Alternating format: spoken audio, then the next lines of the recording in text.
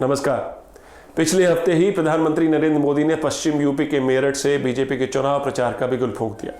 मेरठ वो लोकसभा सीट है जहां से मोदी ने 2014 के चुनाव प्रचार का भी शंखनाद किया था और फिर बीजेपी ने यूपी की 80 में से 71 सीट जीतकर इतिहास रच दिया था। मेरठ सीट यानी प्रधानमंत्री का लकी चार्म, क्योंकि इसी यूपी के रास्ते ही मोदी प्रधानमंत्री बने। लेकिन 2014 और 2019 में फर्क साफ दिख रहा था। इस बार जब मोदी मेरठ पहुंचे तो वोटरों की गर्मजोशी गायब से थी। रैली ग्राउंड की काफी कुर्सियां खाली पड़ी थी। 2014 में लोग कैसे भी मोदी को सुनने के लिए बेचैन थे, लेकिन इस बार कई लोग रैली के बीच से ग्राउंड से बाहर जाते दिखे। पोल सर्वे लगातार ये प्रेडिक्ट कर रहे हैं कि बीजेपी की सीटें काफी कम हो रही हैं यूपी में भी। तो ऐसा क्या हुआ इन 5 सालों में कि यूपी में बीजेपी के अच्छे दिन दोबारा लौटने की संभावना घटती जा रही है? यही है आज की न्यूज़बाजी। लोकसभा के पहले चरण के मतदान में गाजियाबाद समेत मुजफ्फरनगर, कैराना, सहारनपुर, मेरठ, बागपत, बिजनौर और गौतम बुद्ध नगर में 11 अप्रैल को वोट डाले जाएंगे। लेकिन बीजेपी के लिए पश्चिम उत्तर प्रदेश से कुछ अच्छी खबरें नहीं आ रही। पश्चिम उत्तर प्रदेश की 27 सीटों में फिरोजाबाद, एटा, मैनपुरी अगर हम छोड़ दें जो समाजवादी पार्टी के खाते में गई थी, तो बाकी की 24 सीटें बीजेपी ने जीती थी 2014 में। लेकिन इस बार मंजर अलग सा दिखने को मिल सकता है। बुधवार को टेलीकास्ट एबीपी न्यूज और नीलसन के सर्वे ने पाया कि इस बार बीजेपी पश्चिम उत्तर प्रदेश में कुल 27 सीटों में से सिर्फ 12 ही जीत रही, जबकि 15 सीटें महागठबंधन के खाते में जा रही। यही नहीं बल्कि इसी सर्वे में यह भी खुलासा हुआ कि यूपी में बीजेपी की सीटें आधी हो रही हैं। एबीपी पोल सर्वे में कुल 80 सीटों में बीजेपी को 36 सीटें ही मिलती दिख रही हैं।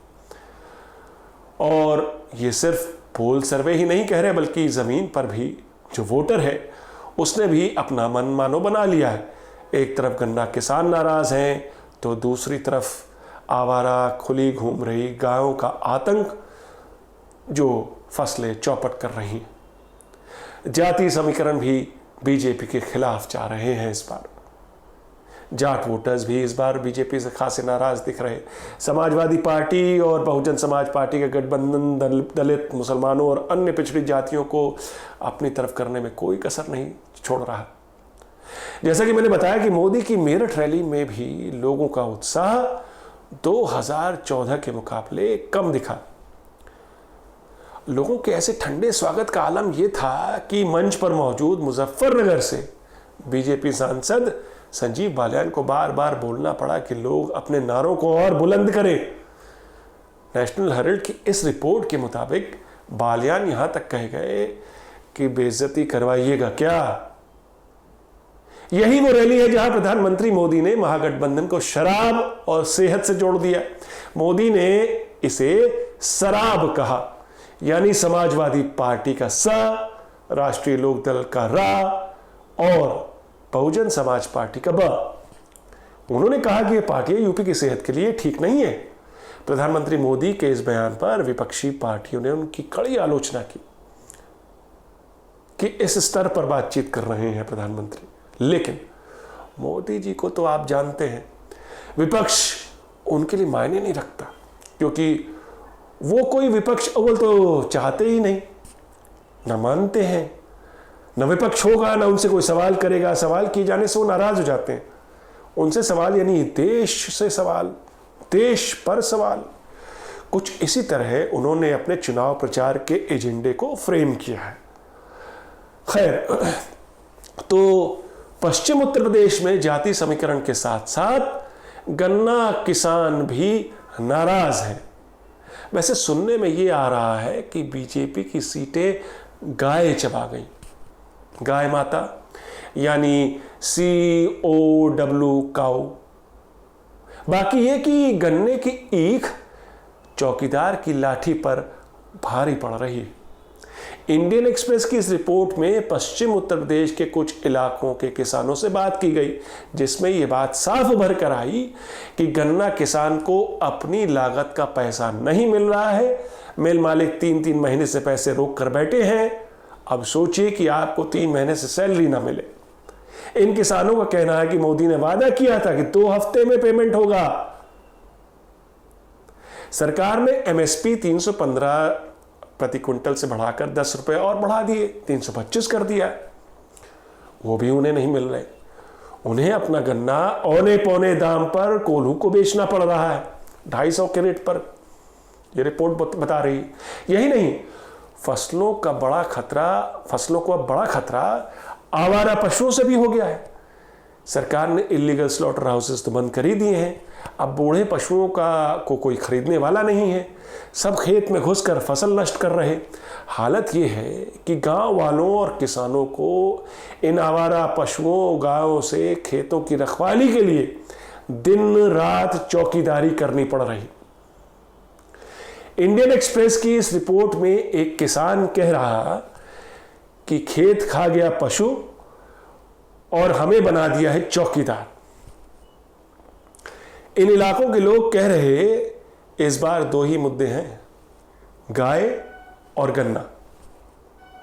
वैसे मोदी जी तो खुश होंगे कि और मारे फूल के कुप्पा हो जाएंगे कि लोग चौकीदार बन रहे, मगर यहां तो लोगों की चौकीदारी बीजेपी की चुनावी संभावनाओं के टुकड़े टुकड़े कर रही। वैसे टुकड़े टुकड़े से याद आया, ध्यान दिया आपने बीजेपी की चुनावी शब्दावली पर? टुकड़े टुकड़े, देशद्रोह, पाकिस्तानी, शराब, चौकीदार, राष्ट्रवाद, हिंदू मुस्लिम, इनमें विकास कहां है? कहां खो गया? विकास को ढूंढना भी तो चौकीदार का ही काम है। कहीं ऐसा तो नहीं कि विकास सांप्रदायिकता और फर्जी राष्ट्रवाद की बुरी संगत में पड़ गया हो? कहीं ऐसा तो नहीं कि विकास को पालने पोसने का हुनर मोदी सरकार को आया ही ना हो और उसे विकास को जानबूझकर उस सांप्रदायिकता और राष्ट्रवाद के रास्ते पर धकेला गया हो? योगी की बिसाड़ा दादरी रैली में भी विकास नहीं मिला। अखलाक की हत्या के आरोपी जरूर नजर आए। सबका साथ, अरे भाई किसका साथ? सबका विकास, अरे कौन सा विकास? सोचिएगा। याद है कैराना में कैसे झूठा प्रचार किया गया कि हिंदुओं का पलायन हो रहा है, और फिर जब यहां पर लोकसभा के उपचुनाव हुए तो बीजेपी अपनी सीट महागठबंधन के हाथों हार गई।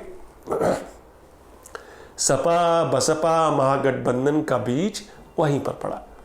पश्चिम उत्तर प्रदेश में 25% से ज्यादा आबादी मुसलमानों की है। 2013 के मुजफ्फरनगर दंगों के बाद जाट और मुसलमानों के बीच खाई एक तरह से चौड़ी हो गई थी, मगर ग्राउंड रिपोर्ट ये कह रही है हाल फिलहाल की कि जाट, मुसलमान और दलित इस बार बीजेपी से अपना पुराना हिसाब किताब पूरा करने का मन बना चुके हैं। इसलिए आगे भी बीजेपी की चुनावी रैलियों में अगर आपको कुर्सियां खाली मिले तो कारण का अंदाजा लगाने में आपको देरी नहीं होनी चाहिए। वैसे सुना तो ये भी है कि हेमा मालिनी की मथुरा सीट पर भी योगी जी की रैली में भीड़ नहीं आई, भीड़ नहीं जुटा पाए वो। मोदी की हिंदुत्व सेना के प्रमुख सेनापति योगी जी, जिनके मुख्यमंत्री रहते यूपी में उपचुनाव में, लोकसभा उपचुनाव में गोरखपुर, फूलपुर या कैराना, इन तीनों सीटों पर बीजेपी को केवल हार का सामना करना पड़ा। अब की बार ये क्रेडिट विकास पुरुष ले जाएंगे। आज की न्यूज़बाजी इतनी ही, फिर मिलेंगे एक नई न्यूज़बाजी के साथ। तब तक के लिए नमस्कार।